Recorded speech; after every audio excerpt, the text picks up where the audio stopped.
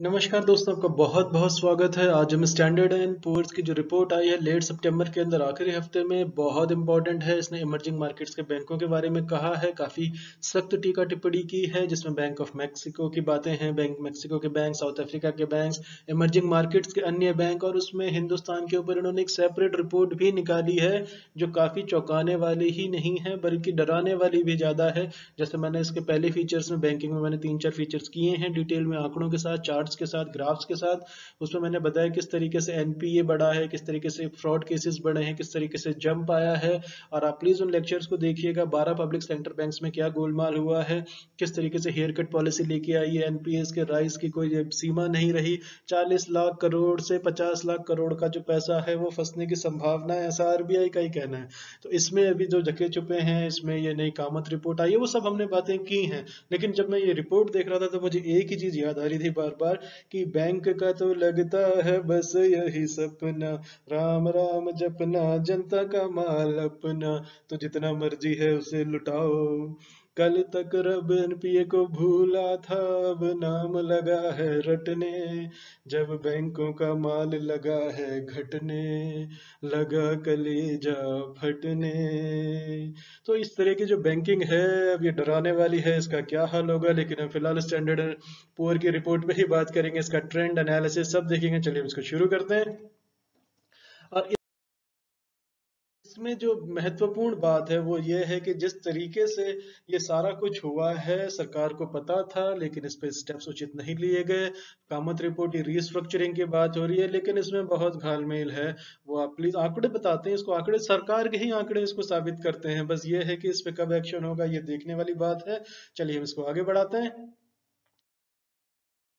तो इसके बाद जो बैंकिंग सिस्टम है जो इमर्जिंग मार्केट में है, जिस तरीके की आपकी इंडिया के ले लीजिए, मैक्सिको के ले लीजिए, साउथ अफ्रीका के ले लीजिए, ये प्री कोविड लेवल तक आने के लिए, मैं फिर से कह रहा हूँ, प्री कोविड लेवल तक आने के लिए ये 2023 के बाद ही आप पाएंगे। जो रिकवरी है ये स्लोअर है।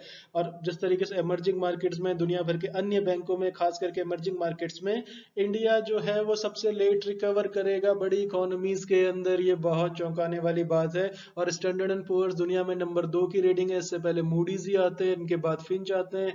इंडिया में इकरा, इन सब पे कैसे काम करते हैं हमने बात की है, प्लीज लेक्चर्स देखिएगा। इसके बाद जो एक तरीके से लेट एग्जिटर है इंडियन बैंकिंग सेक्टर का, वो सिग्निफिकेंट एसेट क्वालिटी का इश्यू इनके पास आ गया है। और जिस तरीके से पेंडेमिक के पहले था, एसेट क्वालिटी जो है कि इसने थोड़ा सा इंप्रूवमेंट का साइन दिखाया है, कुछ ऐसा है। लेकिन ये जो ग्लोबल बैंकिंग वाली जो रिपोर्ट है, सरकार की रिपोर्ट का नाम है आपका global banking recovery will stretch to 2023, 2023 तक जाएगा एंड बियॉन्ड। तो इस तरीके की जो ये रिपोर्ट आई है, इसने काफी चौंकाने वाले सत्य बताए हैं इमर्जिंग मार्केट्स के अंदर। अगर हम उनकी बात करें बैंकिंग की, इन्होंने एक शार्प इंक्रीज देखा है, ना सिर्फ हिंदुस्तान में बल्कि काफी अन्य मुल्कों में भी। जो शार्प इंक्रीज है क्रेडिट लॉसेस का 2020 के अंदर, अब रीजन उन्होंने कोविड को बनाया है, लेकिन इंडियन इकोनॉमी का हाल सबको पता है, 7-8 क्वार्टर में हमने क्या किया है। इसके बाद जो पोटेंशियल है, ये ग्रेजुअल इंप्रूवमेंट का है, लेकिन इसमें सालों लग जाएंगे। कम से कम 3 साल तो आप पकड़ लीजिए बैंकिंग को। जिस तरीके से फाइनेंस मिनिस्टर ने कहा है बैंकों को लेंडिंग पे जाना चाहिए, अपने कोर सेक्टर पे काम करे, लेकिन बैंक काफी कुछ कर रहा है इस बीच, लेकिन बस एक ही ग्रोथ में किस तरीके से नहीं आ रहा है वो देखना होगा। इसमें बहुत दिलचस्प होने वाला है ये। तो बैंकों की जो रिलेटिवली स्ट्रांग प्रॉफिटेबिलिटी थी, इनसाइट्स अगर हम देखें इंडियन बैंक्स की, इमर्जिंग मार्केट्स की, तो जो बैंकों की जो प्रॉफिटेबिलिटी रही है, स्टैंडर्ड एंड पुअर ने कहा है कि कुछ उसमें राहत की बात है, कुछ क्वेश्चन जो है वो एब्जॉर्व कर लिया, जिन्होंने इस तरीके से, एक तरीके से इन्होंने, इनको आभास हो गया था वीक परफॉर्मेंस का लोन पोर्टफोलियो के अंदर। तो जो प्रॉफिटेबिलिटी आ रही है उसमें थोड़ा सा मार्जिनल इंप्रूवमेंट है, लेकिन वो 3 साल ले लेगा। तो इसमें जो रिस्क था आपका लोन, जिस तरीके से पोर्टफोलियो के अंदर, उसके का प्रभाव को कम करना, उस रिपोर्ट में मैंने ये पूरा लोन प्रॉफिटेबिलिटी का सेक्शन कवर किया है, प्लीज देखिएगा।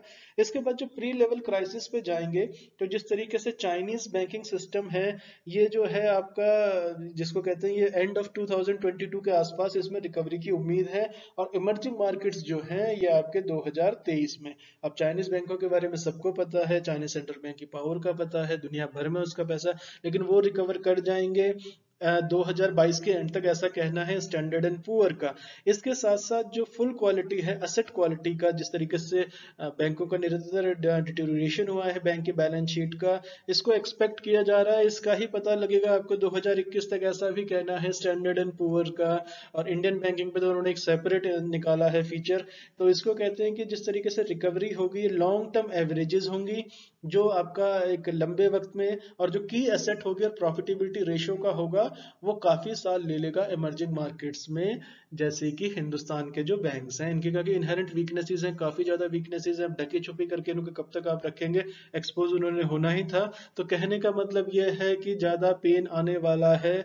बैंक ऑफ मैक्सिको जो है ये रिकवर कर जाएंगे आपका साउथ अफ्रीका के 2023 के बाद, लेकिन इमर्जिंग मार्केट्स में जो क्रेडिट लॉस होगा, जो प्रॉफिटेबिलिटी होगी, उससे थोड़ा बहुत आपके एक्सपेंसेस कवर हो जाएंगे, लेकिन लोन पोर्टफोलियो को मैनेज करना ही होगा। तो स्टैंडर्ड एंड पुअर जिस तरीके से 335 नेगेटिव रेटिंग एक्शंस थे इन्होंने पेंडेमिक के बाद, ये इंपॉर्टेंट है, 335 नेगेटिव रेटिंग एक्शंस इनको लेने पड़ गए अलग अलग इदारों में। तो उसमें जो है पेंडेमिक के बाद, तो एनबीएफसी सेक्टर जो है ये सबसे लेट रिकवर करेगा, ये कोई छुपी हुई बात नहीं है। और एनबीएफसी को जिस तरीके से नुकसान हुआ है रीस्ट्रक्चरिंग के अंदर, मैं उस पर भी एक डिटेल फीचर बनाऊंगा। बहुत बड़ा टॉपिक है, बहुत दिलचस्प टॉपिक है, बहुत गहरा, उसको समझना ही चाहिए यूपीएससी के हवाले से। तो जो एसेट क्वालिटी है जो ये स्ट्रेस्ड ही रहेगी, तो जो कलेक्शन की एफिशिएंसी है ये इंप्रूव हुई है, लेकिन जो आपके प्री लेवल्स हैं एनबीएफसीज का, ये बहुत बड़ा कारण बनेगा जो ये लेट रिकवरी की तरफ ये हम जाएंगे। तो बेसिकली ये बैंकिंग जो है एक तरीके से चरमराया हुआ सिस्टम है। अब इसको एक गाना मुझे और याद आ रहा है, माफ कीजिएगा, जैसे दरबार में बैंक के एनपीए का, देर नहीं अंधेर भी है, बैंकिंग नहीं ये फ्रॉड की हेरा फेरी है। बहुत तकड़ी हेरा फेरी हुई है इसमें। चलिए हम आगे देखते हैं, एनालिसिस बेसल इनसाइट से, और पैरामीटर जो अंडर स्कैनर होगा उसको देखना बहुत दिलचस्प हो जाएगा। जिस तरीके से जो रेटिंग एजेंसी है, ये मैंने कहा जैसे ये बहुत ज्यादा इसके इनसाइट्स हैं, बहुत ज्यादा वैल्यू होती है इनकी। तो जो कोविड पैंडेमिक है और इसका इफेक्ट पड़ेगा आपके जो जिस तरीके एक्सटर्नल सेक्टर पे भी इसका पड़ेगा, फॉरेन कंपनीज पर, फॉरेन डायरेक्ट इन्वेस्टमेंट में, बहुत सारी चीजों पर पड़ता है इनका असर।